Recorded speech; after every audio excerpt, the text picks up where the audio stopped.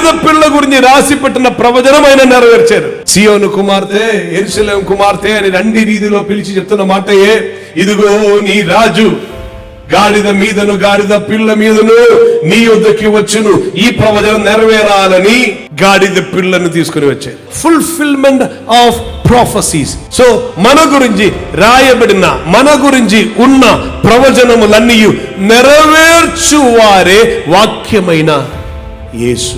ఈ ప్రవచనములు నెరవేరుతున్నది ఈ వాక్యం ద్వారానే. It is in other words, whatever prophecies are there about you, you do not no.